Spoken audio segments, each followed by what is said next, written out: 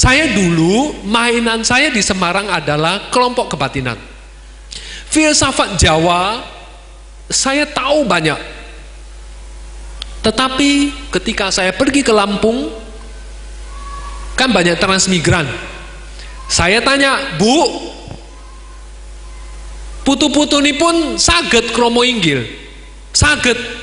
Nah, hono coroko ini pun saged, boten saged Mas. Lah kok, lah yang boten diajarin no. Di sekolah kan bahasa Lampung.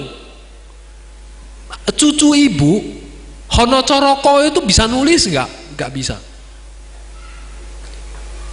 Yang di Lampung, kita mempelajari hono coroko. Orang Jawa hilang Jawane, Cina Londo sepasang. Ingat tak? Ingat kan? Sudah terjadi. Saya lebih Jawa daripada kalian. Saya bilang, ibunya yang di Lampung transmigran Jawa itu kaget. Kok bantainya aneh? Loh yang memang aneh, kalau nggak aneh nggak akan jadi bantai. Bener. Suhu Tengsin bilang satu kalimat. Saya baca di sini Suhu Tengsin Pacet. Saya ingat dia ngomong satu kalimat. Kukwai pucuk hesang. Kalau nggak kukwai itu nggak akan jadi hesang. Betul. Semua bantai itu aneh semua. Diatur nggak bisa. Suruh rapat kumpul susah. Ya betul kan? Suruh rapat kumpul susah. Itu pusing saya. Itu hal yang paling pusing buat saya. Ketika saya disuruh ayo kumpul para bantai rapat, ada yang boham nggak mau. Jadi ketika anak itu datang dengan perilaku aneh, akhirnya kita mendidik dengan filosofis. Saya ngomong pedes, saya ngomong kelihatan kan? Kayak gini udah kelihatan. Mau tahu asli saya, tanya anak-anak. Saya ngomong pedes. Saya bilang, "Woi bajingan, kamu jangan anggap kamu punya duit. Duit tidak bisa membeli semuanya. Saya tidak akan menghargai orang kaya, tapi saya menghargai orang pinter. Kamu punya duit, tapi otakmu dul, tidak ada gunanya." Dan saya ngomong pakai bahasa Inggris. Anak itu kan kaget. Selama ini kan bantainya, mau tahu, maaf ya, agak kasar. Makan, tidur, berak, kencing, sembahyang. Enggak anggapan orang. Bantai itu kan, makan, tidur, berak, kencing, sembahyang. Tidak melakukan hal yang lain. Ketika saya ngomong bahasa Inggris, anak itu kaget. Mak, bantainya keren. Loh iya, emang lu pikir keren? Oh iya, keren. Memang keren. I can talk in English and I can speak in Tibetan. So what? Terus lu pikir aku nguasain berapa bahasa? Coba. Saya hajar dia. Saya ngomong, coba you mau tahu ya? Lu orang Kek, lu bisa bahasa Kek? Nggak bisa. Hokkien, Konghu, Teochew, tak bisa. Saya nguasain. Ya Kong Ha loh. Siapa you hat nhìn mo? You ah. Teochew năng ngủ bo? Hokkien, Konghu, biết không biết ta nói à, biết ta聽à, sắp rồi lo. Saya bisa banyak bahasa. Konghu, Kek, Teochew, Jawa, Kromo Inggil, Ngoko, Tibetan, bahasa Inggris. Saya lagi mau belajar bahasa Perancis. Saya bilang, kamu bangga dengan keuanganmu, bapakmu kaya, sorry dek, nggak dianggap. Ting buat saya. Saya menghargai diriku. Ada orang mengatakan bantainya kok sombong. Kalau tidak begitu, kamu tidak melihat dirimu siapa. Di atasmu masih banyak orang hebat. Oke? Ilmu saya nggak kalah sama kau, ayo. Dan saya kimia, orang latar belakang saya kimia. Ayo, you mau lawan sama saya?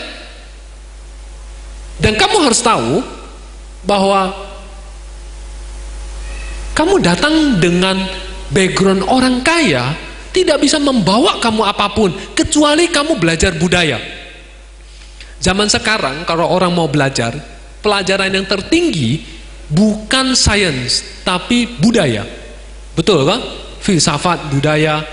Ya kan? Saya orang Medan, ini orang Medan, kumpul-kumpul anak-anak. Ini kebetulan orang Medan ya, saya tidak menjas orang Medan jelek ya, nanti dibilang saya. Kebetulan anak-anak makan itu tahu nggak caranya? Jadi makan di meja, kakinya nangkeng gitu. Ya nggak? Oke. You tahu cara makan kita? Tanya si Hermanto. Malam makan bareng, saya makan malam. Malam makan bareng, satu meja dan full table manner. Kalau kita ada pesta, pakai sendok, garpu, pisau, piringnya rangkap. Dan dia duduk, dia pasti kagok. Ya nggak? Saya sedia meja dengan pisau, garpu, kamu pasti bingung. Pakai tangan akhirnya. Berarti kamu barbar. Ya kan? Kamu nggak bisa pakai kayak gini, berarti kamu barbar. So, apa yang kamu banggakan pada dirimu? Dan ketika kamu masuk komunitas saya, kamu memang tempat saya jelek-jelek. Pak Budiman tidak pernah lihat. Di tempat saya pernah saya pakai untuk ternak jamur lah, inilah, itulah. Berantakan. Tapi I teach them dengan full filosofis, you know your culture, kamu tahu budayamu tuh kayak apa gitu loh. Dan nilai kemanusiaan itu ada di situ. Kemuliaan terlahir sebagai manusia. Manusia itu mulia. Ya, Anda boleh bangga dengan dirimu yang lengkap. Ketika ada orang cacat datang, ada orang tuli, ada orang ini, dia akan merasa, you bisa bandingkan. Kita bukan anjing, bukan binatang. Anjing binatang itu hanya makan, tidur. Coba, maaf Bapak Ibu, berhubung Bante, saya punya kesempatan untuk hajar Anda. Hajar Anda. Oke, saya tanya. Selain makan, tidur, reputasi, apalagi yang Anda pikirkan dalam waktu sehari? Nggak ada. Ya kan? Bangun tidur kerja, lapar makan, habis kenyang punya duit, apa yang dicari? Reputasi. Kalau nggak ada reputasi yang dicari, nggak ada kelompok paduan suara angklung. Loh ya, jujur kan? Kita kok belajar Buddhis, jujur. Membuka hati, membuka pikiran, jujur dong. Kenapa ibu-ibu masih mau lenggak-lenggok pajang di panggung di depan? Semua sama. Kalau sudah uang ada, sudah nyaman, satu yang dicari, dikenal orang. Dan kelompok karaoke.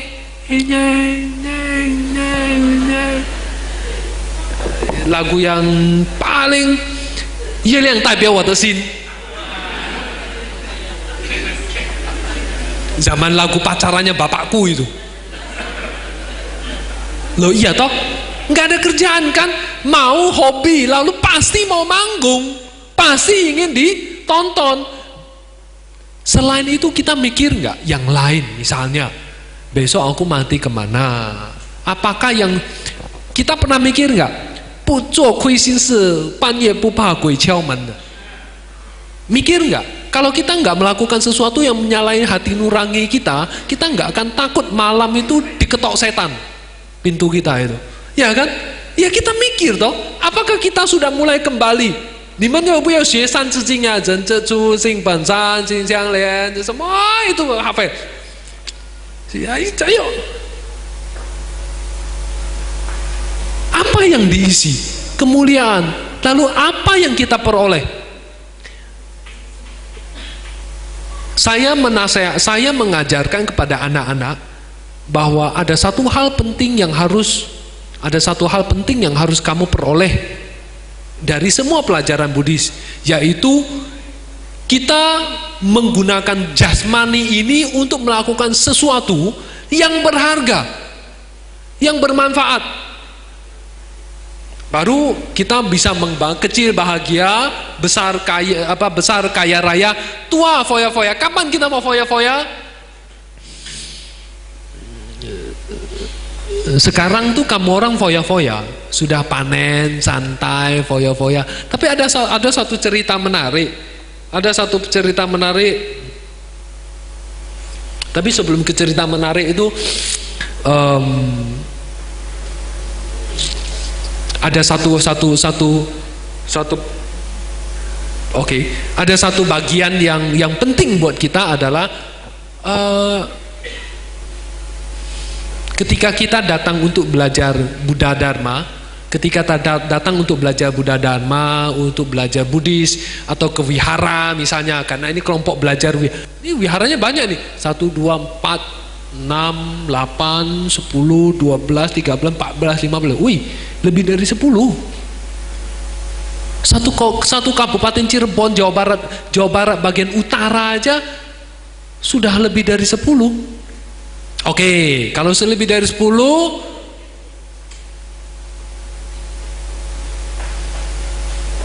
saya nggak tahu saya mau bertanya dari mana, tapi ada satu bagian yang paling penting, semoga Anda paham. Gimana ya? Nah, gini aja gampang. Kenapa? Contohnya gini. Suatu hari pesawat jatuh. Menteri Stek dulu B.J. Habibie. Belum apa-apa waktu itu sudah komentar. Itu human error. Itu human error, bukan technical error. Lalu Menteri Perhubungannya komplain, enggak, itu karena cuaca. Segala macam, akhirnya sampai Garuda jatuh, akhirnya juga disalahkan Tuhan yang disalahkan. Lah yang ulahnya manusia kok yang disalahkan Tuhan, ya kurang ajar. Ya kan, orang tuh selalu menyalahkan Tuhan, orang itu selalu menyalahkan yang di atas, mengkambing hitam. Lalu jadilah cerita ini. Bapak Ibu makin hari makin malam makin banyak pulang, silakan selamat malam, mimpi yang indah, nggak apa-apa, toh Anda sudah bertemu dengan saya, wah keren. Silakan kalau 你们累了你们可以休息，再见，有空再来，有时间再见，阿弥陀佛。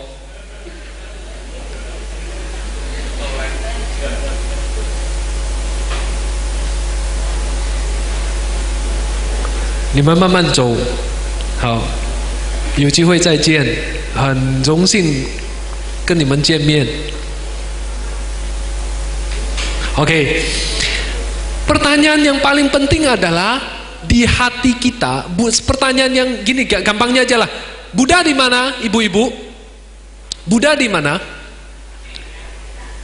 Oke, kalau Buddha di hatimu, jawaban saya adalah, kenapa waktu you stres, hatimu masih galau? Ketika suamimu berselingkuh, kenapa you masih ribut di hatimu, gak terima? Ada jawabannya, Buddha di kepala. Oh, berarti ketika kau mikir Buddha ada, mikir Buddha enggak ada.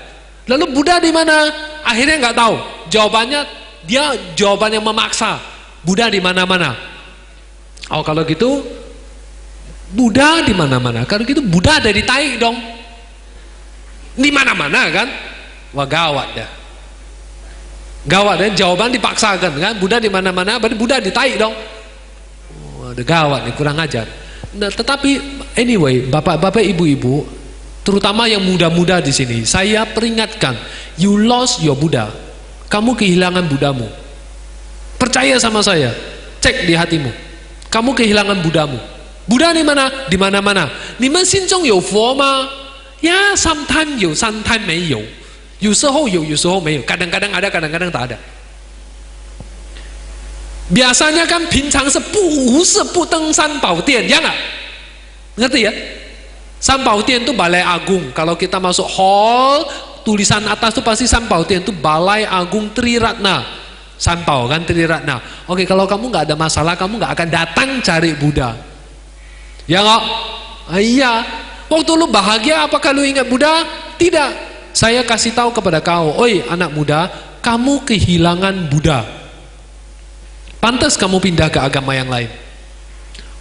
Ya, suatu hal yang nyata adalah ketika kita bertanya kepada teman-teman yang Kristen bukan Katolik, Tuhan di mana?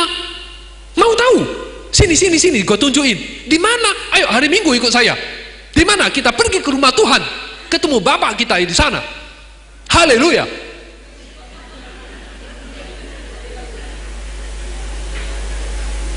Dan orang akan, pendeta Katolik akan mengatakan, terima kasih oh Tuhan padamu hari ini yang memberi kami kemuliaan. Amin. Apakah kita mengatakan demikian? Saya tidak kehilangan Buddha, tapi kau kehilangan Buddha. Yang bisa masuk surga aku, bukan you. Tanya pada dirimu, apakah you kehilangan Buddha? Hatimu ada Buddha? KTP-mu Buddha? Kristen kepercayaanmu, Konghucu, tradisimu, Taoism, dan finish. Hatimu bukan Buddha. Di Buddha itu, jangankan Anda, para Romo MBI pun jujur dong. Dan saya bisa aja bilang demikian. Saya nggak tahu kalau beliau belajar Dharma lama, tapi kan Romo MBI kan banyak dari pedagang. Apa artinya? Apapun kamu, saya menghargai pengabdianmu, tapi saya memohon satu hal dari dirimu. Kembalilah ke diri kita untuk mempelajari Buddha Dharma, betul-betul pelajari. Masuk retret, mengenyam, masuk ke hati, obok-obok hati kita.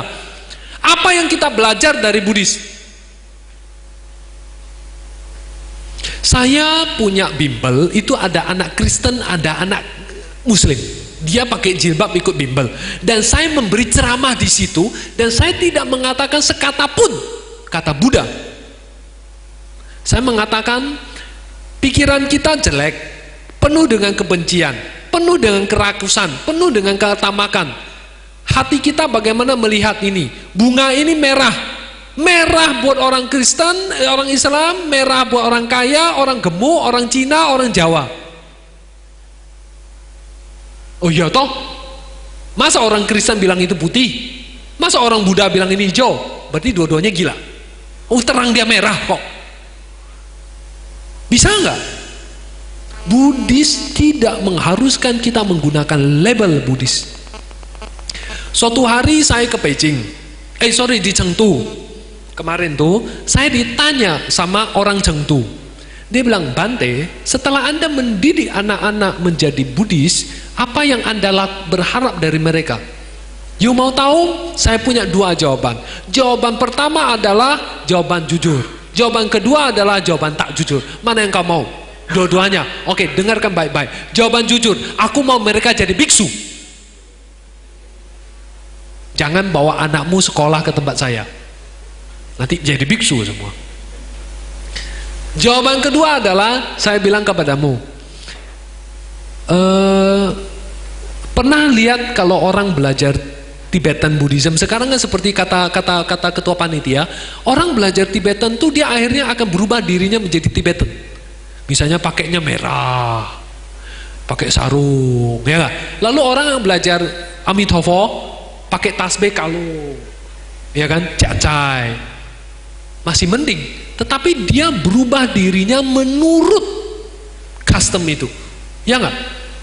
Paham maksud saya? Jadi ikut-ikut, misalnya warna Tibetan itu kan merah, dia suka warna merah, rumahnya cat warna merah, altarnya pun taruh kata, taruh Tibetan flag yang panji-panji. Ngerti? Banyak kayak gitu kan? Saya bilang kepada kamu belajar tradisi, bukan belajar dharmanya. Yang ngerti toh? Kita belajar tradisinya, kita tidak belajar dharmanya. You mau tahu, anak Bandung itu kalau retret lagi teaching, mereka disuruh pakai apa? Sarung. Pakai sarung. Tanya mereka, kamu harus pakai sarung masuk hall. Suatu hari saya malu ketika saya pergi Bali. Saya pergi ke Bali, saya malu ketika ada rombongan, saya bawa beberapa anak, pakai anak-anak cewek zaman sekarang tuh kan pakai short, dan dia tidak diizinkan masuk pura. Oke? Lalu saya menjadi lebih malu ketika saya beri ceramah di wihara, ada cewek yang kita kelihatan udel. Saya bilang, Dek, kamu kok ya bodoh, bajumu tuh saya yakin mahal, tapi kok ya saking mahalnya kekurangan bahan, ya bodoh kamu. Orang beli mahal itu yang bahannya long dress mahal. Lah yang mahal-mahal beli baju kok ya sobek sana sobek sini. Aku juga bisa, banyak itu kaosku yang dulu-dulu bolong, mau nggak tak jual mahal? Ngerti nggak? Logika zaman sekarang kebalik ya. Kebalik kan? Geblek bener. Nggak ngerti saya. Bajumu mahal, tapi kok ya kelihatan udel, kurang bahan. Ya bodoh kali kau ini. Mau mahal long dress ya cengli gitu loh. Malunya apa? Orang pakai baju begitu menghadap Buddha. Orang pakai, kita nggak usah mengatakan dia menstruasi tidak boleh ke pura ya. Buddhis kan tidak mengakui hal itu. Tapi kita mengatakan kamu nggak pakai baju sopan, kamu tidak boleh masuk pura. Mengerti? Siapa yang kehilangan Buddha? Siapa yang masuk surga? Anda nggak masuk surga, saya masuk surga. Jadi sebenarnya topik kecil bahagia, tua besar kaya raya, saya kaya dulu. Tua foya-foya, bentar lagi saya akan foya-foya. Ke luar negeri, ke sana, ke sini.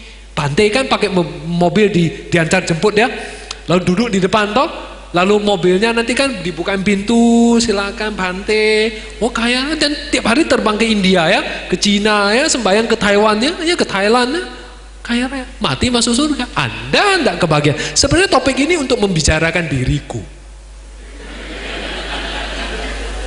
bukan untuk Anda. Karena Anda sama sekali tidak memiliki kriteria sama sekali itu. Belajar Buddhis, belajar mengubah pola pikir. Belajar Buddhis mengubah hati. Belajar Buddhis mengubah tingkah laku. Tadinya liar menjadi lebih kalem. Tidak perlu tiap hari ke wihara. Tidak perlu mesti sembahyang.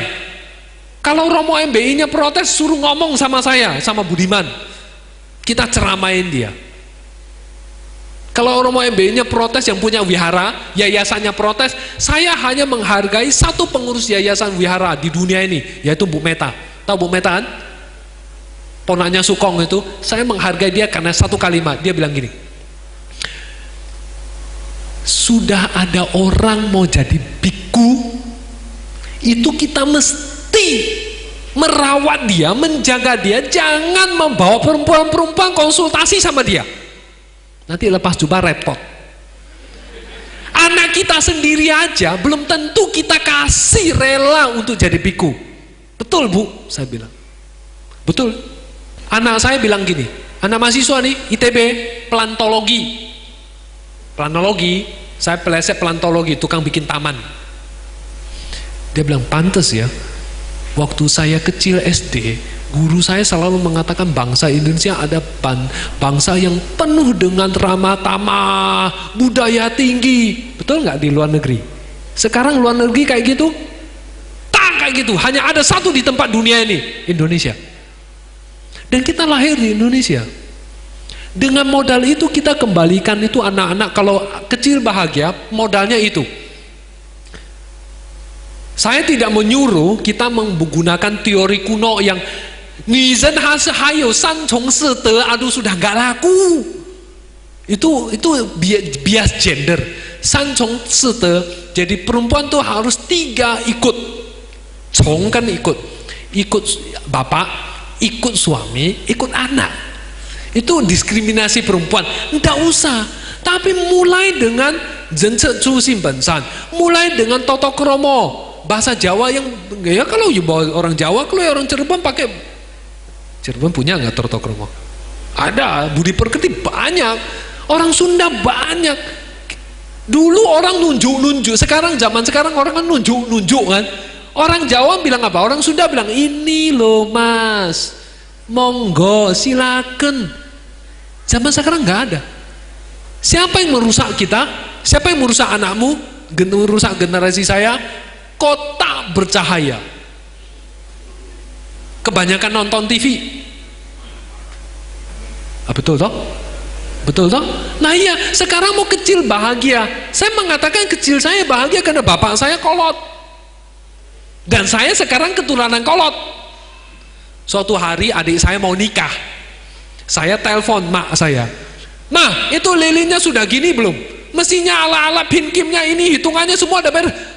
Ya ilah, kamu kok masih kayak gitu toh? Pakai nggak? Enggak. Yang penting makan teh sudah. Mak, saya bilang mana boleh ini. Oh, tata krama saya kembalikan dengan kolot-kolot yang dulu.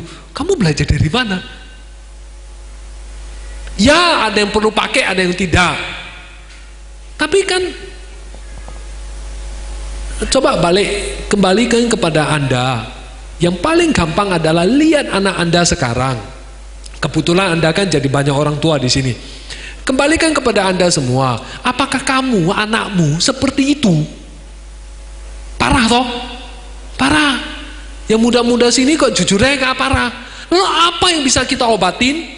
Lalu ya, dua hal. Agama Buddha itu agama yang masuk ke budaya. Dia kalau jadi Buddhis masuk ke Cina jadi Cina, Buddhis masuk ke Tibet jadi Tibet, Buddhis masuk ke Thailand jadi Thailand, Buddhis masuk ke Indonesia jadinya Indonesia. Lalu terakhir, apakah kita kehilangan Buddha? Pasti semua orang kehilangan Buddha. Apakah kita belajar Buddhis untuk apa? Tidak lebih dari makan, tidur, reputasi. Ya enggak? Pulang orang Medan, di Medan situ mereka tuh makan, pakaian, main, reputasi. Tidak lebih, semua kota besar sama. Lalu ini rawan. Yang bisa masuk surga saya, yang tidak bisa masuk surga Anda. Oke ya? Singkat, padat, tidak usah bertele-tele, mau tanya silakan. Baiklah. Jangan ngantuk dulu, Bantenya belum ngantuk. Barangkali ada yang mau bertanya, silahkan tanya jawab dimulai. Mohon untuk memberikan pertanyaan. Kalau nggak tanya syukur kita bisa pulang, dan saya minta dikroi ini bener masuk angin.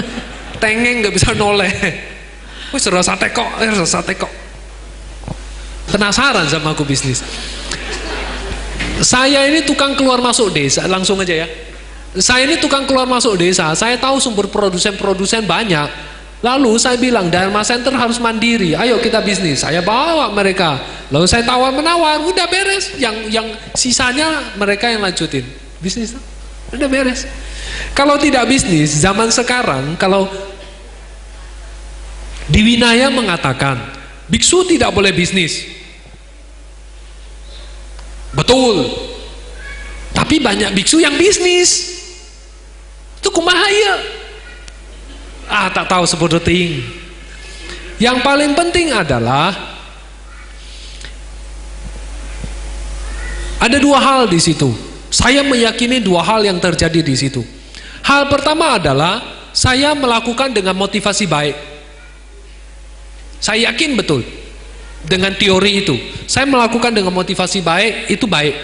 Hal yang kedua ya, yang di situ adalah saya harus bisa mandiri dengan apa istilahnya? Financial freedom.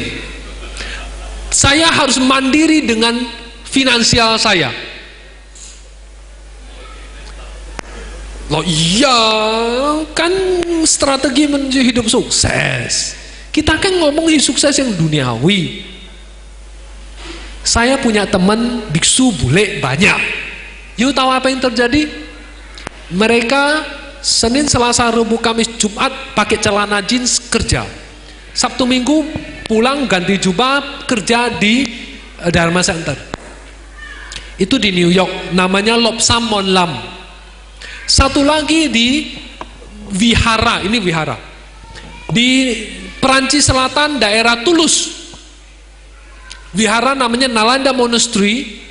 Di sana saya bertanya, ada berapa biksu di situ? Ada sekitar 15-an, tapi naik turun. Kenapa? Akhirnya dia cerita bahwa kamu harus tinggal di sini. You have to pay 75 euro a month, 75 euro satu bulan. Hitung sendiri berapa? Bante mau tinggal di wihara 75 euro sebulan.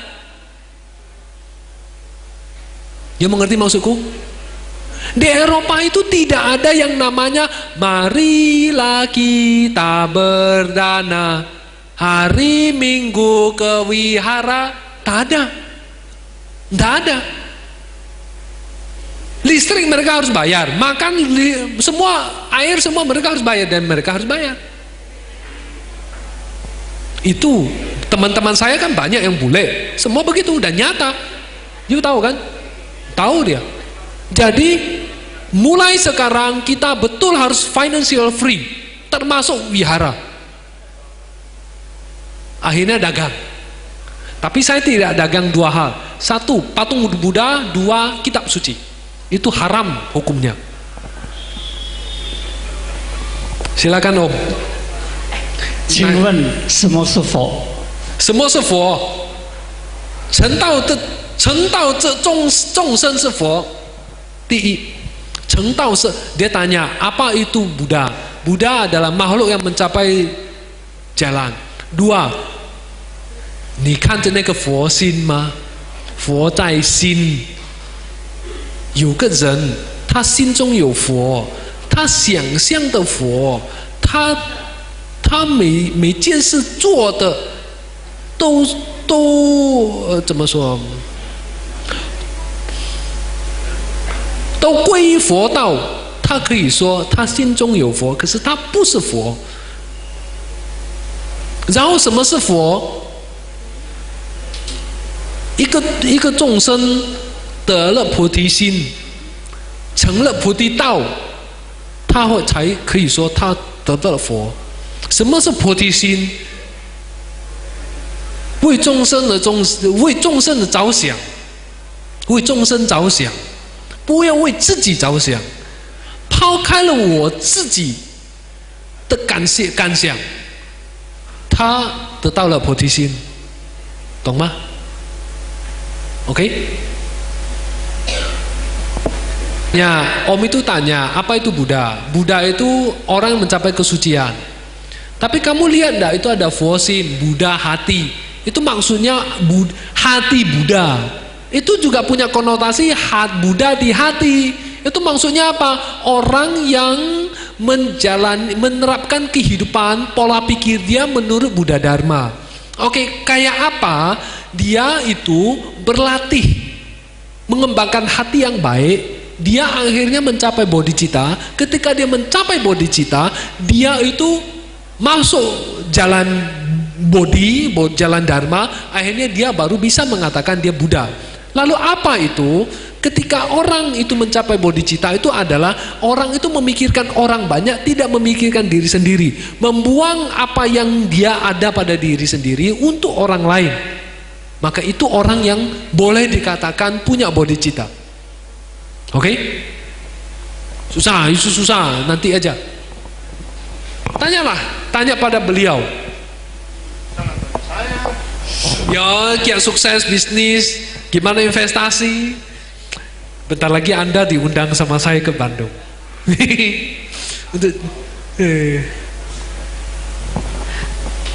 Barangkali ada yang lain, silahkan. Ya, belakang. Mohon dijelaskan ke Pak Bante, waktu di Tibet tuh belajarnya bagaimana dan berapa tahun dan di mana? Terima kasih. Aduh, saya jawab satu kata, sisanya nggak usah saya terangin ya. Belajar kami 25 tahun dah. Nggak perlu saya jelasin dah. Nek kan? Apa yang dipelajari? Itu filosofis, doktor filosofis. Saya belum selesai. Saya masih tiap tahun pulang ke sana untuk nyelesain pelan-pelan. Apa yang dipelajarin? Logika, pramana, winaya, abhidhamma, prasyaparamita. Uputalun, kata orang. Udah itu debat lah, pola pikir lah, inilah itulah. Saya tidak belajar Tibet, saya belajar di India. Di Tibet sudah tak ada. Di Tibet itu ada Mr. Mao di situ. Tahu Mr. Mao? Mao Zedong. Dalai Lama sudah di India. Jadi kita belajar di situ.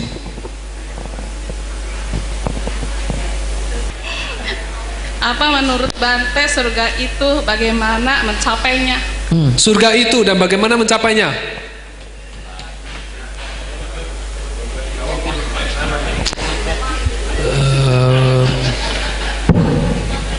Pergi ke Bandung, cari yang namanya Jimmy Wilopo, beli tiket sama dia.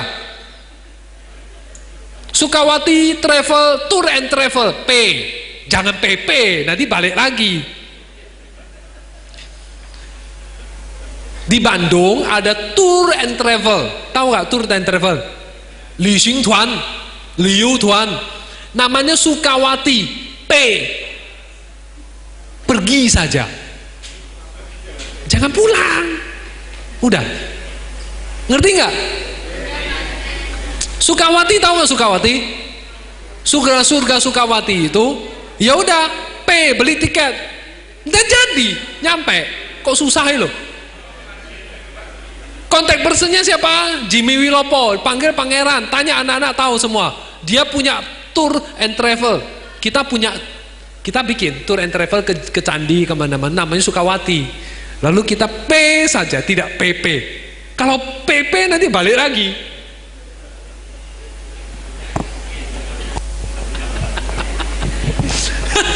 Mabok kan sama saya, makanya jangan undang saya lagi. Terima kasih. Bante, saya membaca daripada ada kata kaya begini. Orang kaya yang menikmati hartanya sendiri tanpa berbagi dengan orang lain disebut bagaikan orang yang menggali liang kuburnya sendiri. Apa yang dimaksud dengan itu? Waduh, aku nggak ngerti. Apa dibilang ke orang kaya? Orang kaya yang menikmati hartanya sendiri tanpa berbagi dengan orang lain disebut bagaikan orang yang menggali liang kuburnya sendiri.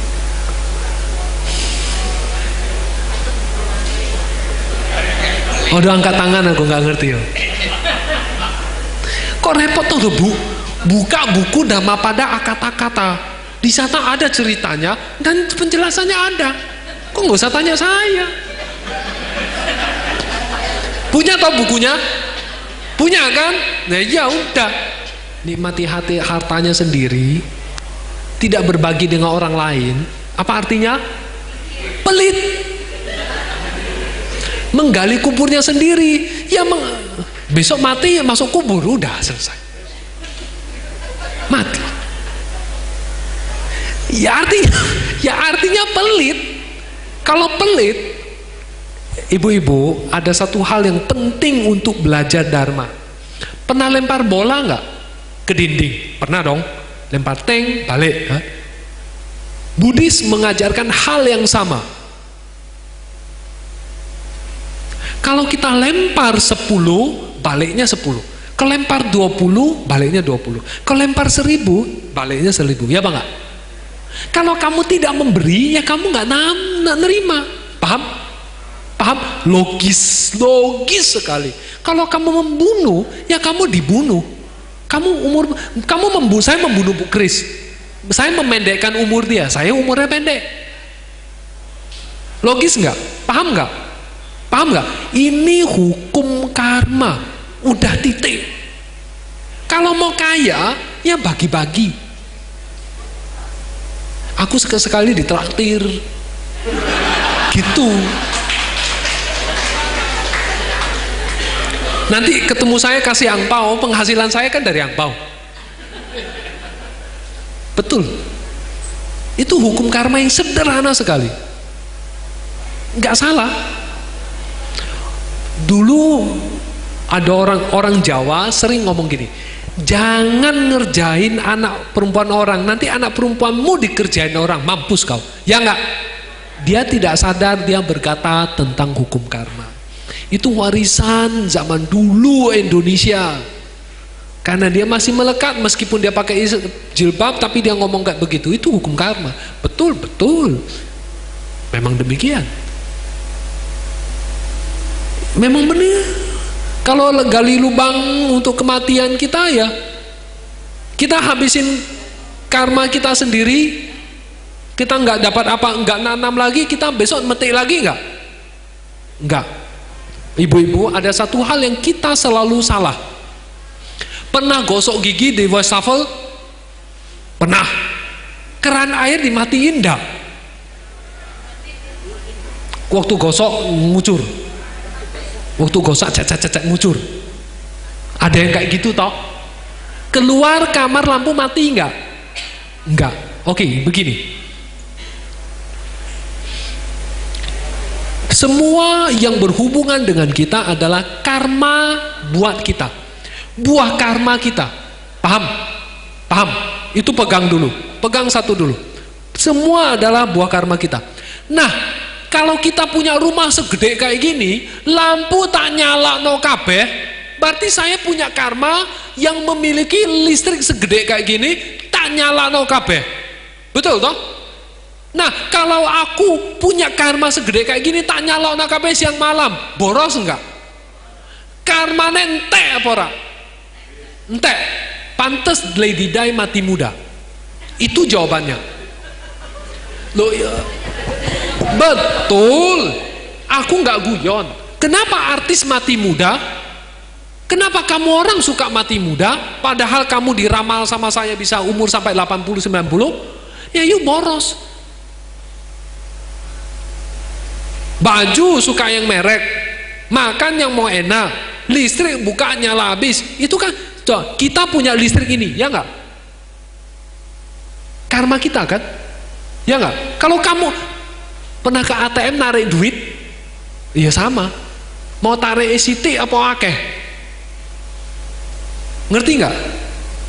Paham toh? Logika berpikirnya paham enggak? Seperti itu. Ini adalah pelajaran hukum karma. Boros enggak? Ngerti? Ini kan cadangan karmamu. Karena kamu punya karma besar, maka kamu punya ruangan segede kayak gini. Ruangan kayak gini konsekuensinya kamu punya listrik sebanyak kayak gini. Lembut nyala no kabeh. Ya bentar lagi entek. Boros-borosin karma kita ya apa enggak? Ya kan? Ngerti? Ngerti enggak? Banyak hal yang kita tidak tahu. Banyak hal yang tidak diajarkan di wihara. Banyak hal yang membuat kita keliru. Cara masuk surga, mana ibu yang tanya tadi? Cara yang masuk surga adalah pergi ke wihara, kembali belajar Buddha Dharma. Itu jalan masuk surga. Loh ya betul toh? Ya betul toh? Loh ya boros-borosin ya entek toh? Ya habis. Ya toh? Puas? Puas? Ya. Kalau di apa channel Aiman, Ai sama itu Semin ya, itu harus yang saya semua. Kok ya Bante mau cacai? Saya nunggu kalimat ini dari tadi. Ini Bante jahat. Si doyan pitik sama iwak.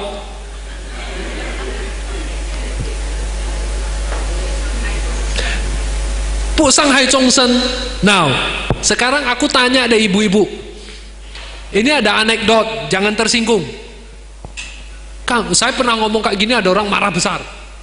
Kambing cacai nggak masuk surga, jadi Buddha, ngapain lu cacai? Kambing cacai ya? Ya, nggak jadi Buddha kan? Itu ngapain kita harus cacai?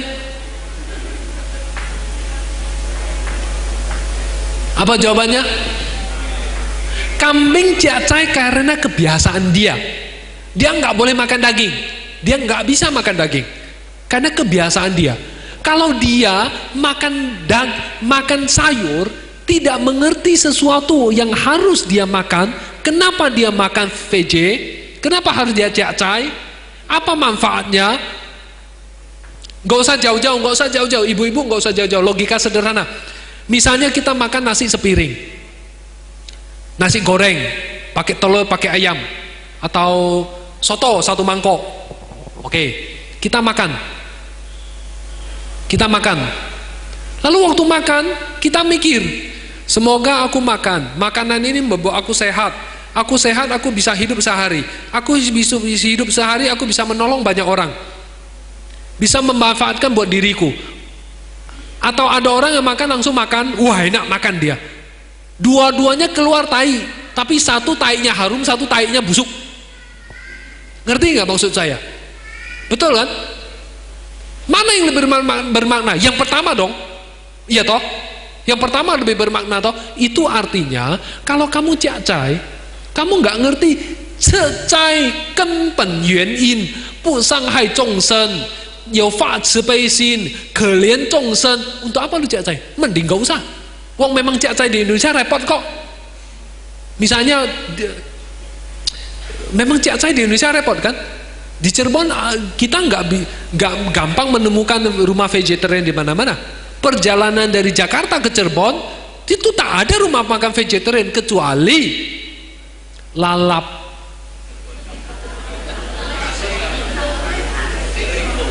Paham nggak?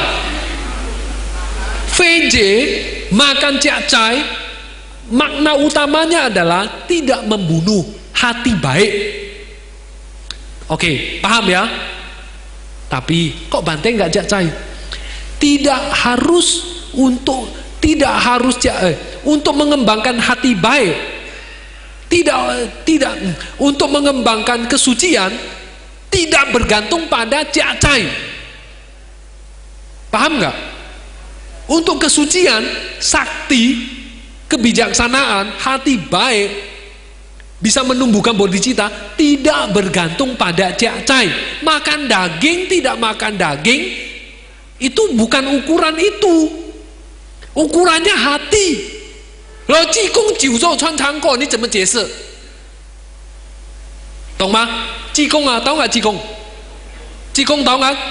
Dia nyanyi kan, 鞋儿破，毛儿破，9肉穿肠过，9肉穿肠过, dia bilang gitu kok. Kamu bagaimana menjelaskan? 9肉 arak, 9 arak, 肉 daging, 穿 lewat, 肠 usus, wah udah selesai. 9肉穿肠过, dia makan daging sama makan arak, dia lewat aja usus dia. Apa artinya? Dia tidak melekat, tidak senang. Kita makan daging ayam, mantap, waduh ini ayam penyeknya sambalnya mantap, wah daging ayamnya empuk, manyus. Loh ya jam 2 saya pasti nonton Maknyus, tak catetin, alamatnya tak kunjungin.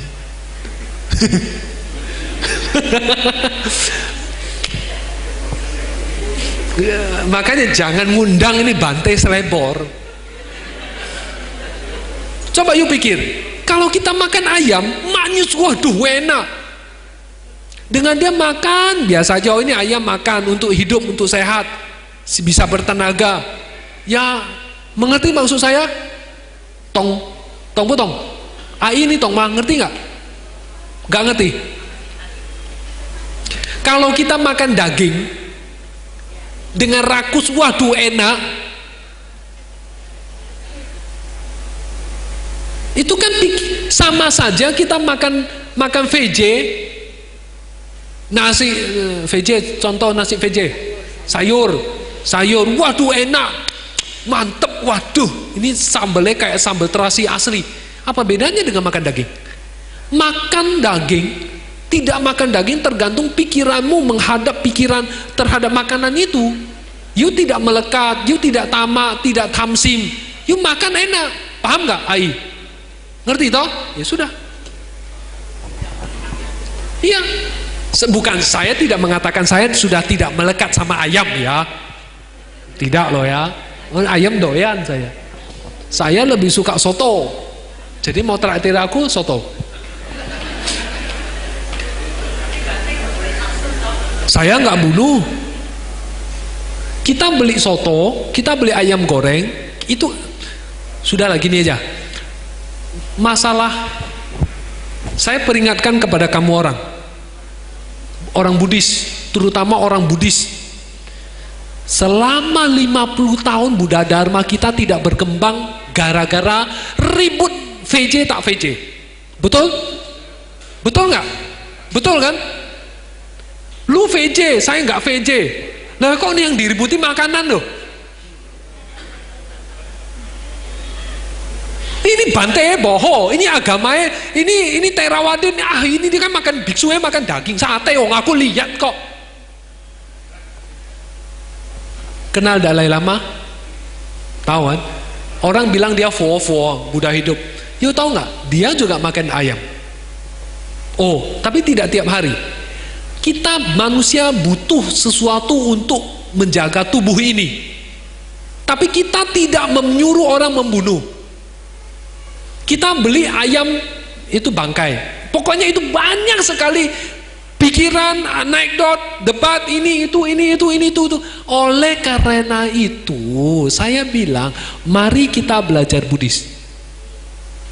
Kalau kita nggak belajar, nggak analisa, akhirnya jelimet di situ, toh, paham? Akhirnya fanatik kan? Kok dia makan daging? Saya pernah loh, dan ini sering. Saya di kisaran saya ditanyain, dan anak itu, emaknya itu gini, aku punya murid, dia pinter, saya cukup sayang sama dia. Emaknya itu belajar Buddhis, setiap hari masak untuk seorang biksu Mahayana di kisaran. Tapi anak itu dilarang pergi ke center belajar sama saya. Yuk tahu sebabnya? Ujung-ujungnya dia bilang gini, biksunya tidak jacai, mak mati. Itu kenyataan, that's true, that is a true story. Kenyataan. Image pandangan biksu harus jacai. Jacai itu sesuatu mulia, belum tentu. Banyak hal kita harus belajar sehingga pola pikir itu buka. Oh ya, paham, ini namanya pengetahuan. Kau nggak belajar akhirnya begitu, ribut. 50 tahun agama Buddha, ribut di apa? Jacai bawa jacai. Itu apa? Ya makanan kok diributin loh. Ngerti kan? Kok kita ributin makanan loh? Kita nggak ributin hati kita kapan jadi lebih baik, perilaku kita kapan lebih baik, kita kapan lebih bisa nerima orang lain, kita kapan bisa lebih bisa tenggang rasa tempo seliro. Enggak, yang diributin makan. Ya betul toh, 50 tahun.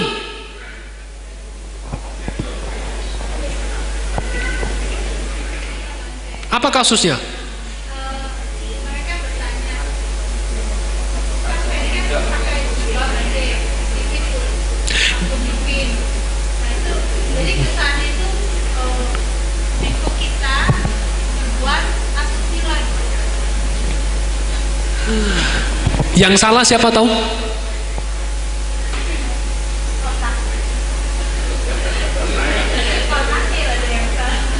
Yang salah itu umat Buddha sendiri mengatakan dia biksu.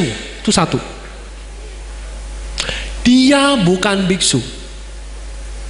Oke, yang salah kedua adalah kita ini miskin pengetahuan, tidak bisa mengerti. Dia menurut, ini jujur ya, menurut aturan Tibetan, dia sebenarnya nggak salah. Maksudnya bunuh salah ya, aku nggak bahas dia pakai obat bunuh, saya nggak bahas ya. Tapi dia bukan biksu, pakai jubah, itu tuh sebenarnya ada kelompok di Tibetan yang begitu. Itu orang Nyingma yang suka pakai begitu. But they are not the biksu. Ngerti? Paham? Nah, akhirnya muncullah istilah Rinpoche lah. Saya nggak mau bahas itu tuh panjang lebar. Kalau you mau bahas kayak gini, ngundang saya datang, saya memberi penjelasan panjang lebar. Saya kasih makalah, banyak saya kasih gambar. Dan you clear, oh kayak begini. Wih, itu panjang lebar 3 hari nggak selesai. Nanti kau you pasti bertanya. Dia bukan biksu, satu. Memang bukan biksu. Kenapa kita mengatakan biksu? Yang gundul pakai jubah biksu. Itu kan kemiskinan akan informasi, pengetahuan. Memang saya sebagai orang merah di sini protes ke dia, kamu bukan biksu, jangan pakai ini. Saya pernah lihat dia pakai ini. Jubah itu ini nih, ini tuh jubah. Itu masalahnya. There's a lot of problems, sudah cukup. Later I give big explanation.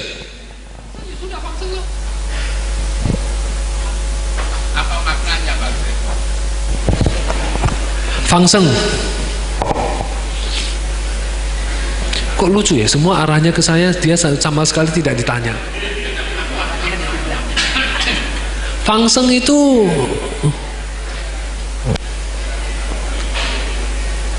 kalau kita membunuh, kita umurnya pendek. Karena saya memendekkan makhluk yang saya bunuh umurnya, ya toh? Untuk melakukan tindakan melawan, kebalikan dari itu kita function. Kalau kita lepas dia nggak mati, umurnya panjang, kita juga memperoleh umur panjang. Nangkep?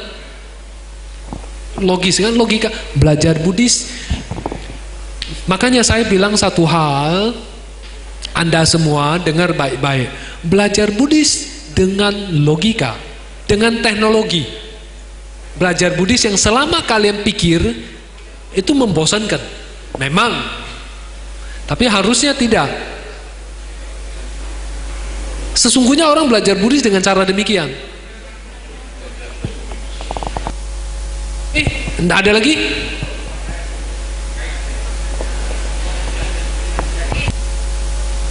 Kesadarannya suruh tinggi ya.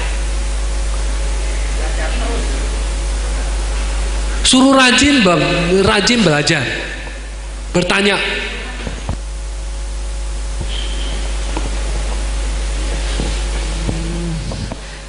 Untuk kali ini talk show sudah selesai, pertanyaan sudah dijawab dengan baik oleh Yang Arya Bante.